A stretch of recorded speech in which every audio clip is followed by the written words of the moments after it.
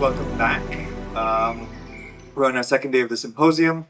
Yesterday, we had a very rigorous conversation about all the wide-ranging ideas that informed amphibian aesthetics at a philosophical level, at a political level, at an ecological level, also from an aesthetic perspective of exhibition making and curating. Given that Riaz and the Ari Archive and the Uru Art Harbour have all mobilized so many different kinds of minds and so many different kinds of ways of practicing into this project. And what you're seeing in the exhibition next door is literally the tip of the iceberg. If you think about what all ideas have informed for the past several years, this project. So as we enter the second day of the symposium, we're going to have a more expanded conversation on many other fronts, including some of which I've named right now, beginning actually with the architectural notion of amphibian aesthetics, that dimension. And along with Riaz and the Ari Archive team, we've had the wonderful opportunity of working with Anuj Daga, who's been on the curatorial team side of this project, realizing not only the exhibition, but also a lot of the texts and many of the ideas that will continue to develop along the way.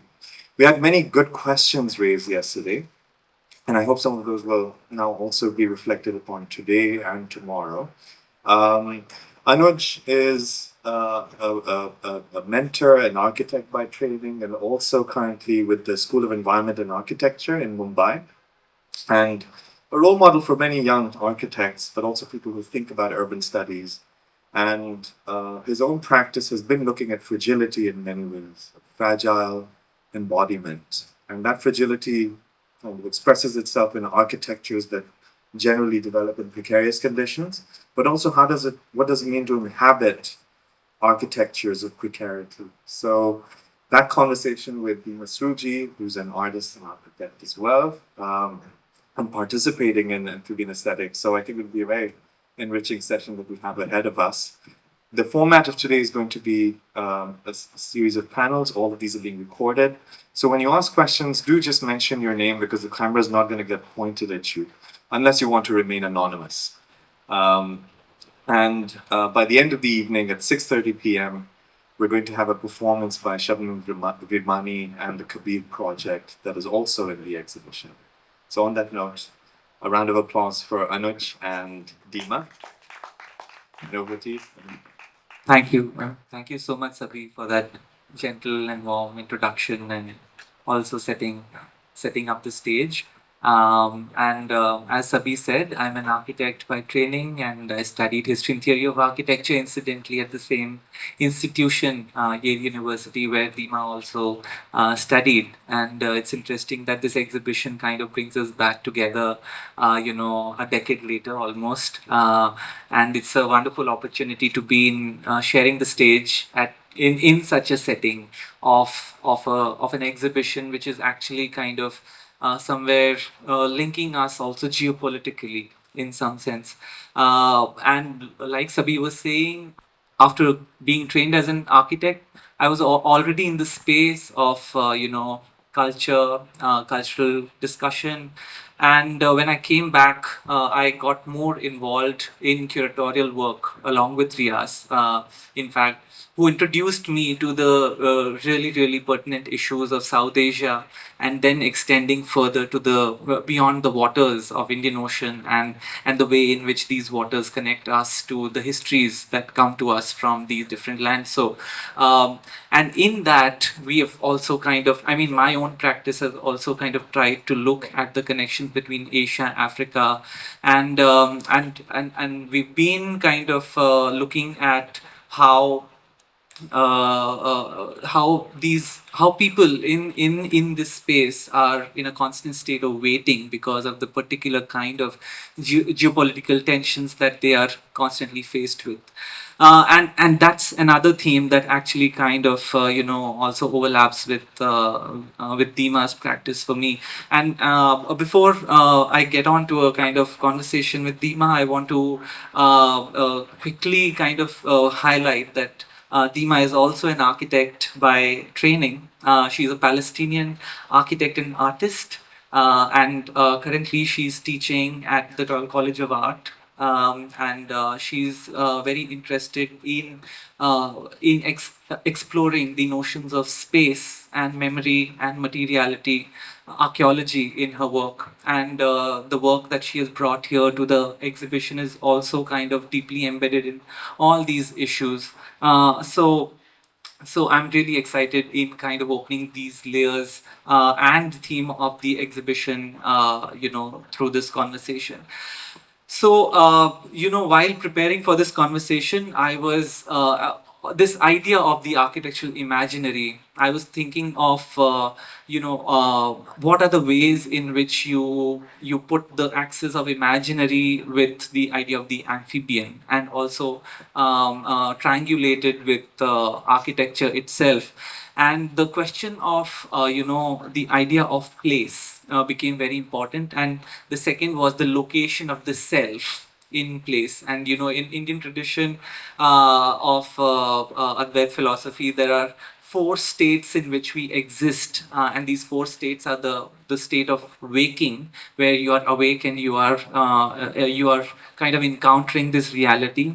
The second is the dreamer, where you're seeing a reality with your eyes closed, and the third is the deep state, very deep state, where you are actually almost suspended in your consciousness. And the fourth state is called Turya, which is where you actually meet your real consciousness, or you meet your real self. And that's the struggle. But for this conversation, I was thinking of the state of the dreamer, and to kind of think of the dream as the space of imaginary, because it's also an architectural space with all the architectural dimensions in some sense. And dreaming is also indexed to many other things. For example, one of the things that I was thinking of is the idea of waiting, which I also spoke about earlier. And waiting is also a space of dreaming or hoping in some sense, and waiting, thinking, and imagining in some sense. And the second is also the idea of produce, or thinking of the amphibian as a space of generative kind of space, where you create, you think of it as a generative zones where new social relations can be produced. So these are the kind of constellations which I was kind of thinking when I was also thinking of Dima's work. And her work is also working with these ideas of the amphibian, in the sense that they inhabit the space of ambiguity, of doubt, of in the way of duality. Because your work is about presences and absences, about material and immaterial, about the transitory nature of art and architecture. And I want to kind of open this to you in asking, how do you kind of think of your work as an extension of architecture, and how do you introduce space in your work, and then also translate it back into materials? So Dima, if you. Wow. Thank you so much, Anuj. That's a brilliant introduction, and Sabine as well for a great introduction of Anuj. And I want to say also thank you to Shara for including me in the inaugural exhibition. It's a really strong show. Thank you, Rias, and everyone that worked on it, and Dhruv, and Saranjal, and Rajiv and Yossi for building the work in a magical couple of days. And actually, I don't think you knew this when you were talking about the dream state now. But my studio teaching at the Royal College of Art for the last 5 years, for the last 4 years, have been kind of looking at case studies in Palestine, in the urban context of Palestine, in very particular site-specific spaces, mostly looking at cities in the West Bank and in 48, so in historic Palestine. But after the last 2 years of witnessing unfolding genocide, we realized that it would be really important to think about dreams and the dream state as a space of architectural imaginary. So the theme for the first time is not a city, it's actually called Architecture of Dreams. And I think it helps maybe also explain the transition that I felt in my practice, and a lot of Palestinian practitioners have felt in the last 2 years, witnessing genocide, most of us outside of Gaza. And there seems to be this relationship to the dream state, in relation to time and waiting for liberation and waiting for genocide to end, and hopefully soon. And I think the moment that I understood that the dream state is really important was when I was speaking to Hind Khudari, who's a friend of mine, an incredible journalist in Gaza. And she was saying that actually the sky is the only space that allows her to dream in Gaza today. So, the land is no longer a space to dream. The sea is no longer a space to dream. The subterranean is no longer a space to dream. And there is this vertical relationship with the cosmic that's incredibly important today. And I think of my work a little bit in that way, and I think she describes it perfectly, that today there is this kind of vertical relationship to the above and the below in Palestine that a lot of us can kind of sense in relation to just suspended time as well. So we feel like we're somewhat floating in the air, waiting for liberation to come. And I think we all feel a little bit like amphibians, kind of just suspended between two states at once, not necessarily just sitting there waiting for things to happen, because we're also in the process of working towards liberation. And I think it's a very unique spatial situation that we find ourselves in. So, for example, there are a lot of other Palestinian artists that think about suspended time or waiting for liberation. For example, Elias and Yusuf Anastas, Local Industries, they had a project called While We Wait a few years ago. There's also Darjaser's work, but they're very much thinking about sonically in relation to waiting. And there's a book called Until Freedom Comes by a photographer, great Palestinian photographer.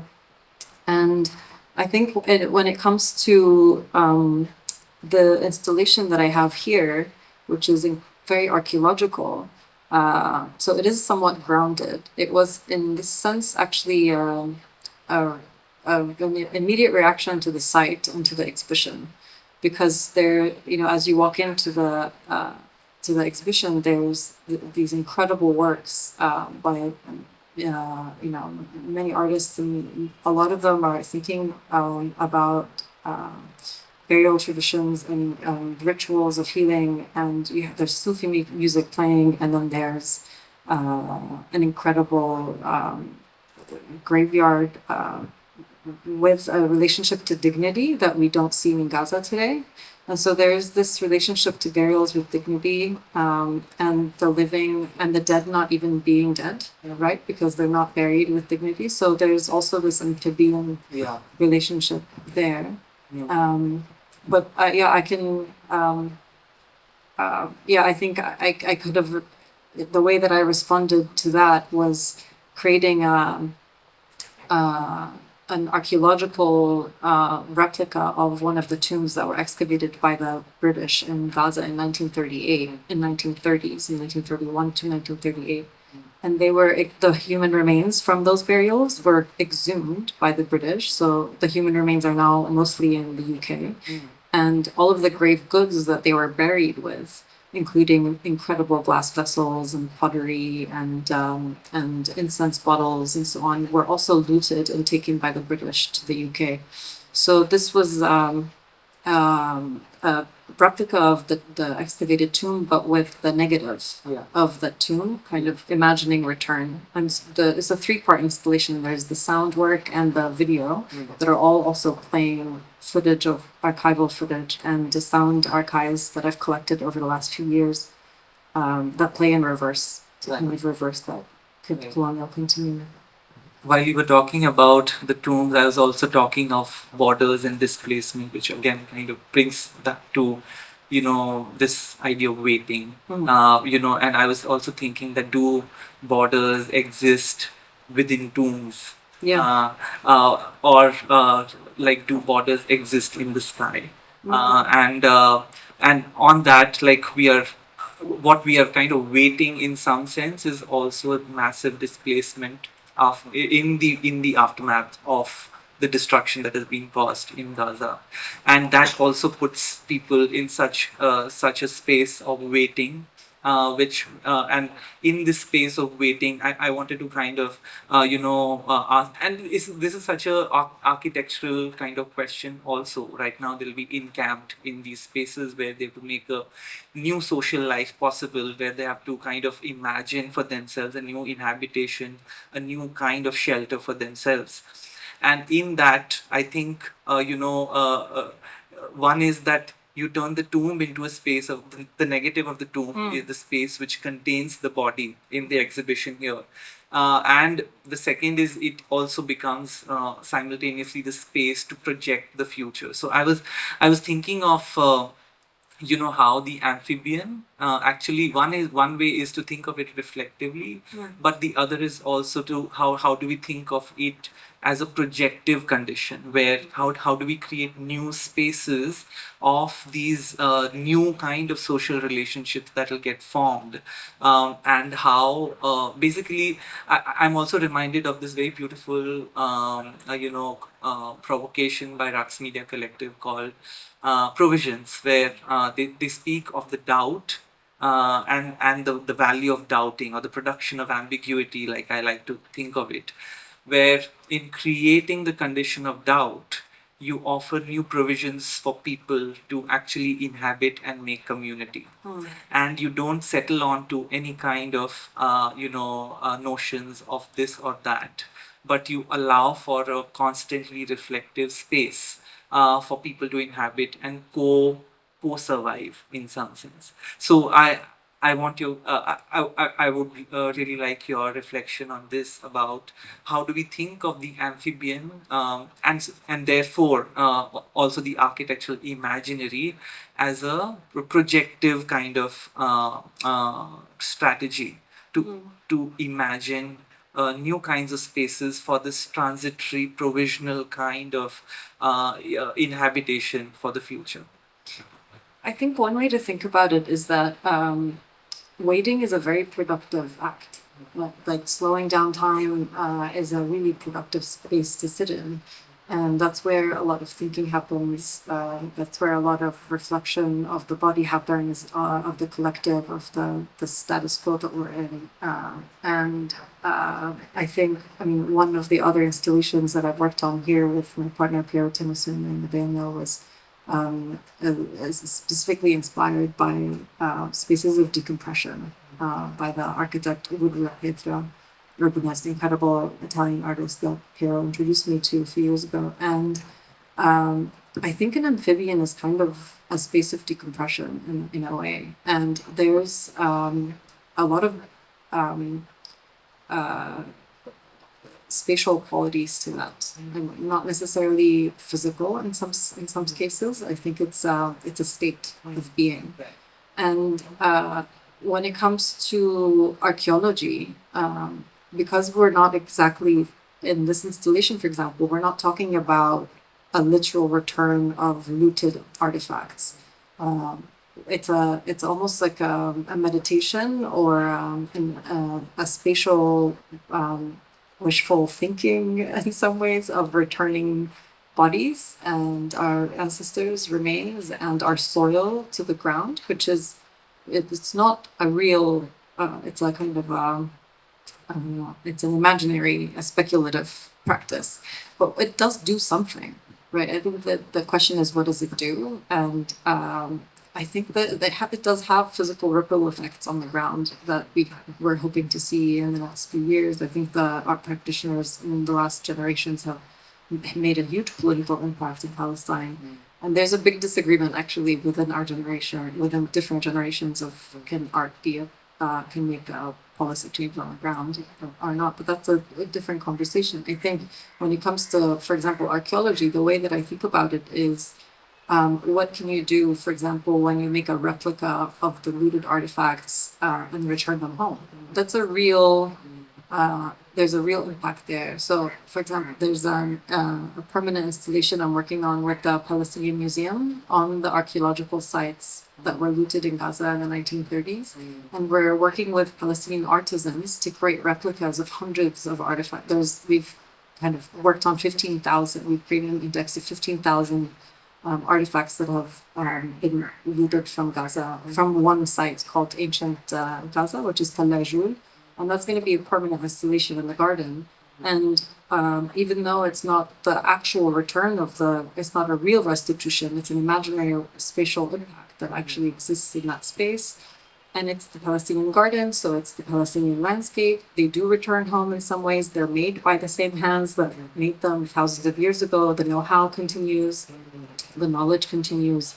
And so the physical impact on the ground exists in some way. I just can't gauge it necessarily right now. Bringing history and making it contemporary in some sense is very interesting way of also you're also talking about how these the knowledge of making these artifacts is still alive. And if it is so, that means that culture is still kind of resting somewhere, like despite the fact that it has been destroyed. This is the way in which we can extract and kind of produce in some sense contemporary, which is talking to the past. Yeah, I think actually there's this kind of there's this the norm of calling things intangible or tangible heritage in the cultural spheres, like at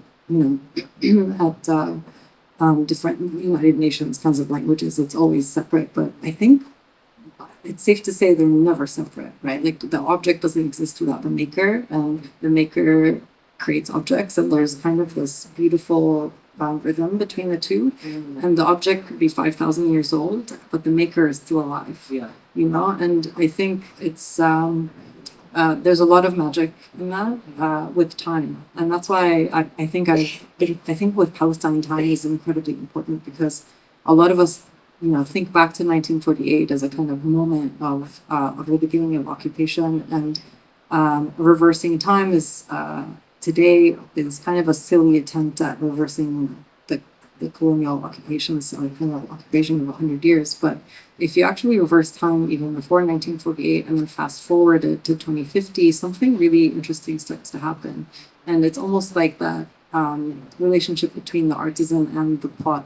I think there's something between the two where it's not exactly the object or the subject or the kind of the elements that's inside the form, but there's a kind of unspoken energy that creates a ripple effect that I think is very tangible as well. Thank you, Dima. I would, in the respect of time, I would like to open it, to the audience. If anyone wants to extend this conversation and, pull in any questions or ask more about Dima's practice. Anyone from the audience? Thank you, Anuj, and thank you, Dima. Following on the question of this false dichotomy of the tangible and the intangible, there's also, I guess, the false dichotomy of the object and the context. And so museums try to present the artifact, and the context then can be read and reread and re-scripted every time as a faraway place, far away in time, and all of those kinds of things. The questions to Dima with regard to your practice, and say even a work like the one you've presented here, how do you look at space when you think about objects, creating artworks that are artifact related? Because there is a side of your practice which it looks at vessels and what otherwise would be seen as archaeological artifacts. And then there's a side of your practice which also looks at spaces, the spatializing kind of practices.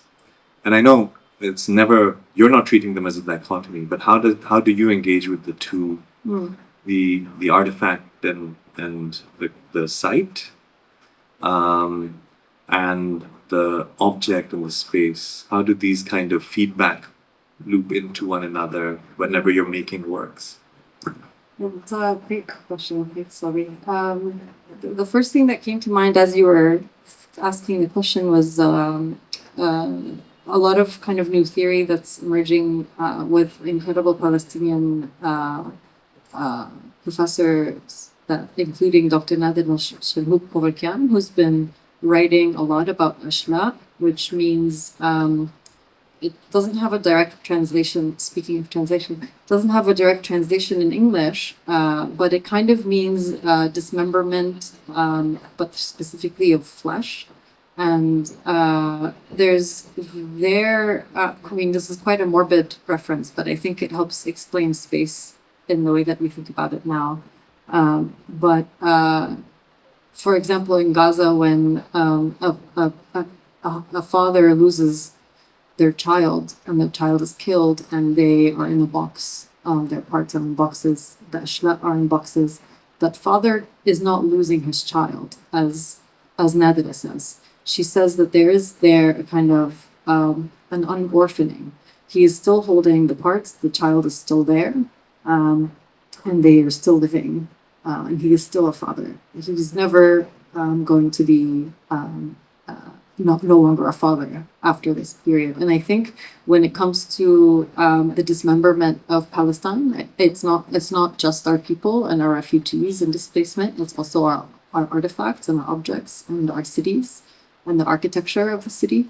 And there's something there with the unorphaning that I think is very interesting spatially, which is that space will always exist, and that Palestinianness in Palestine will always exist.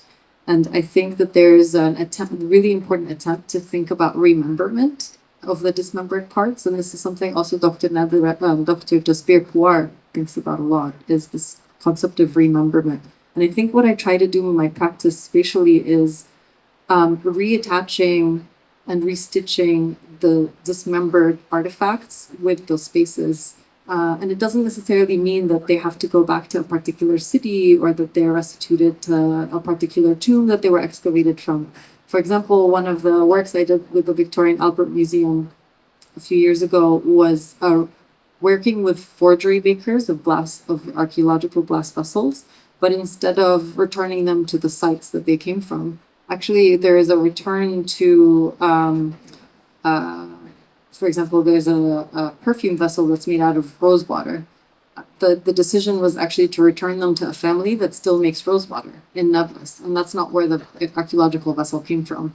So there is a kind of a forever home with the collective in some ways that I think that Nadira touches on with Ashla. The Ashla is not necessarily a broken space. There's a phantom hole there.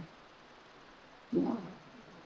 Thank you, Anuj and Dima, for a very special conversation.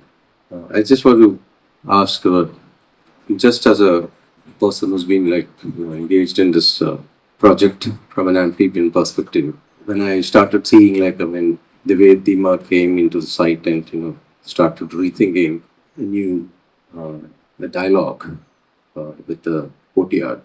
In the next room, just behind that wall, there is a work by, which was mentioned by Amidst yesterday. The Malayalam quote says that, Naatilevadia, where do you live in your Nat?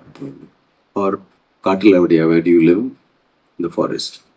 So I just thought it's another interesting context, especially in this kind of conversations. I thought, where are you in art? Artilevadia.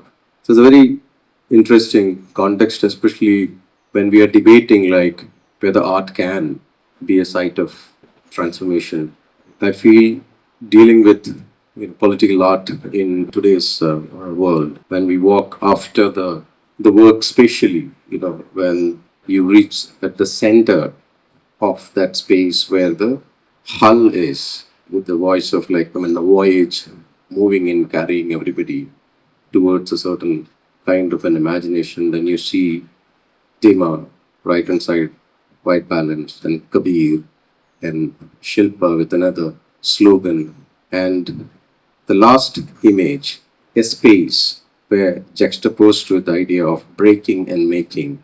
And what in recent India, a site in Kodungalur, where the second oldest mosque in the world is built and protected, restored and revived back into its vernacular, also opposing the idea of like, I mean, you know, a kind of a, how do you say, like, using a kind of a universal language to kind of state that this is it. But Kerala in recent times through Muziris Heritage Project and Kerala's activities proved that we have the strength to go back to its own historic memories and its vernacular positioning to reassert a certain spaces. It has its own identities and meaning, and we are ready to. So it's very, very fascinating that an artist from UAE, Rami Farouk, comes to Kerala and visits and understands this. In fact, he was the first patron of the Kochi Muziris Biennial from Middle East.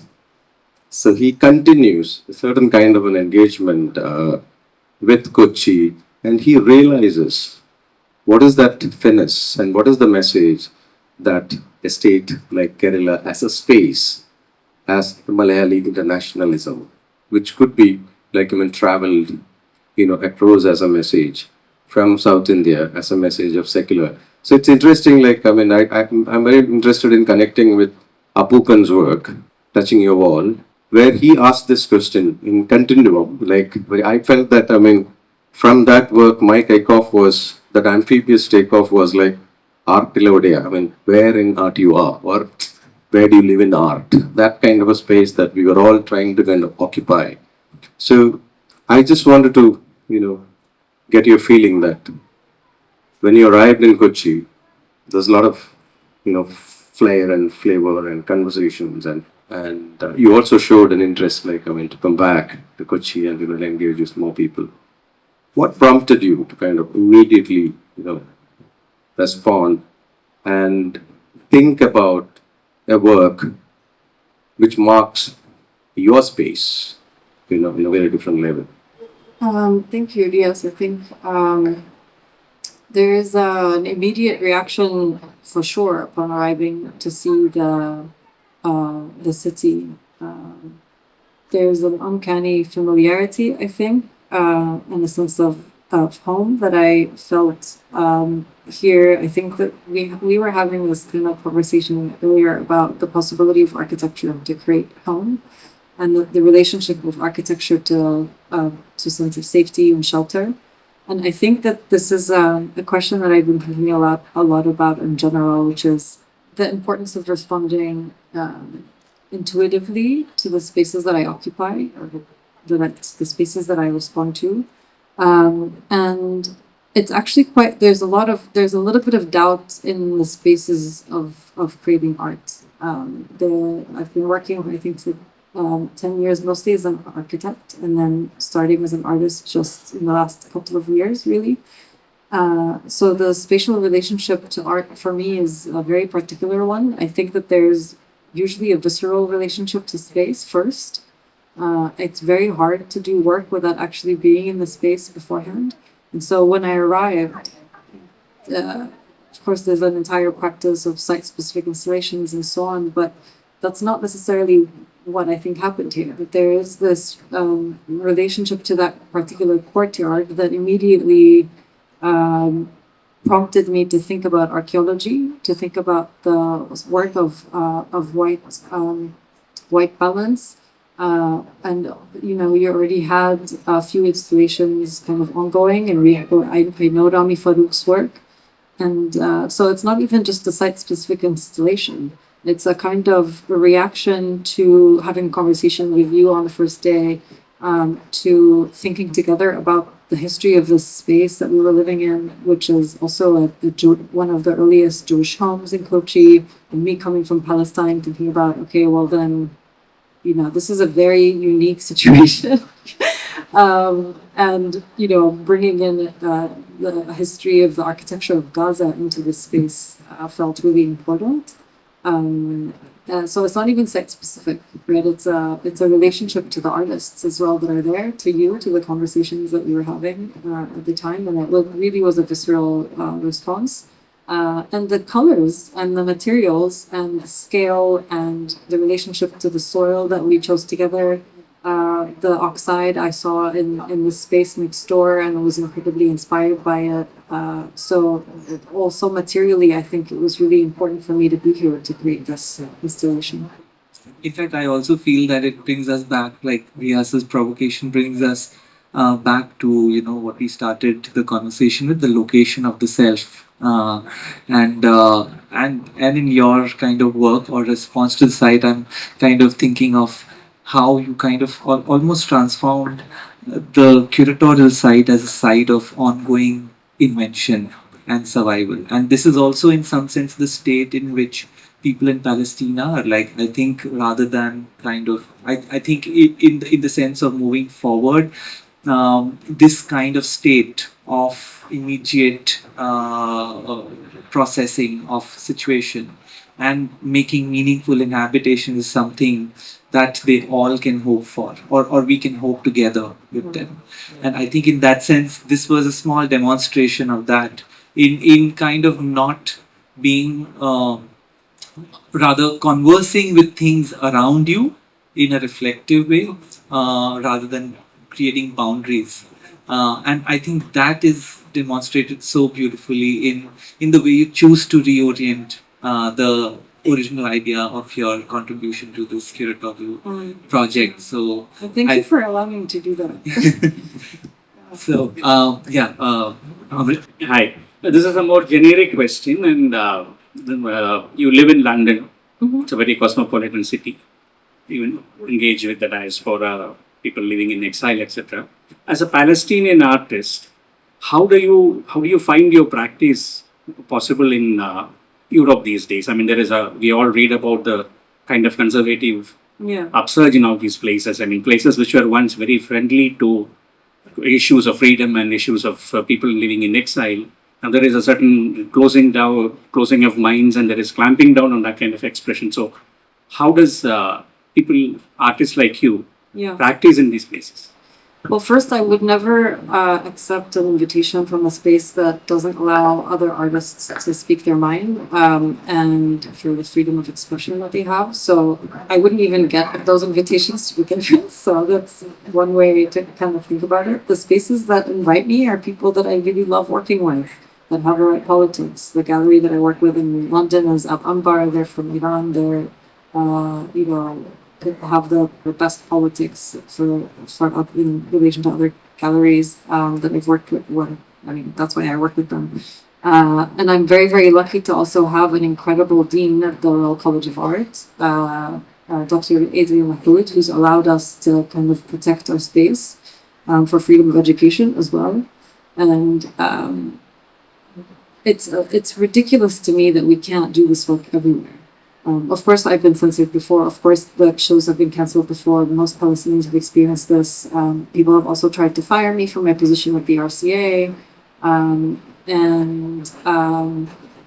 Yeah, lots of all sorts of things. But I think you just work with people that have your back, and that you would have their back, and would just have the right politics. And I think I'm in a very unique position where I've surrounded myself with people that are incredibly supportive. And I'm also mentoring a lot of students in Palestine and in Gaza online to ensure that we also give them the support that they need, because most of them are trying to go to Europe to study and to continue their lives outside of Palestine. And a lot of the time, Palestinians that are in diaspora and have been displaced find that transition actually even more violent than experiencing bombings in the West Bank. At least this is how I felt. Leaving the West Bank was harder than actually staying in the West Bank. And so we just need to make sure that there are more people out there that maintain that kind of support network and mentorship to make sure that the future generations also have the safe spaces that I do now. There are a lot of people that are that I'm standing on the kind of the shoulders of that have not had that kind of safety, and that have not had that kind of sense of support that I have. And because of because of the cities that they live in. Like Berlin, for example, I've had lots of friends that have had death threats over the last 2 years just for being Palestinian artists in a public space. So we need to just make sure that they have the support they need.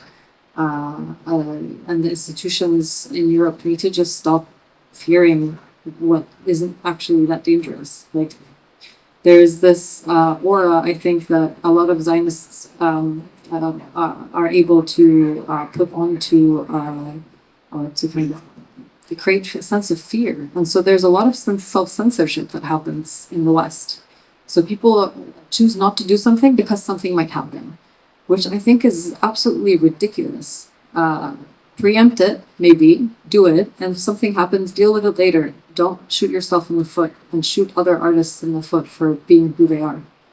So people just need to have more courage. That's all it is. Institutions need to have more courage, don't self-censor, and just keep going with your values, you know? It's really infuriating to see so many of my colleagues deal with this every single day for the last, not just 2 years, decades. Including Emily Jasser, by the way, who's had a really difficult time.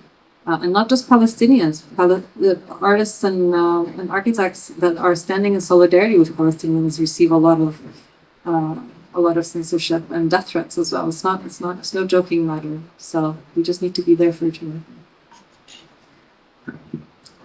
I think we have already overrun our time, and there's another panel discussion that is lined up after this. So maybe we can continue this conversation with Dima in a more informal kind of setting. But thank you, Dima, for one is opening up the window to all the challenges that are there to kind of bring the experience of living in this conflicted world from Palestine to this exhibition, but also kind of thinking together about how to make art a meaningful place to think about the future of living together. So thank you so much for that, and thank you all for joining and contributing to this discussion.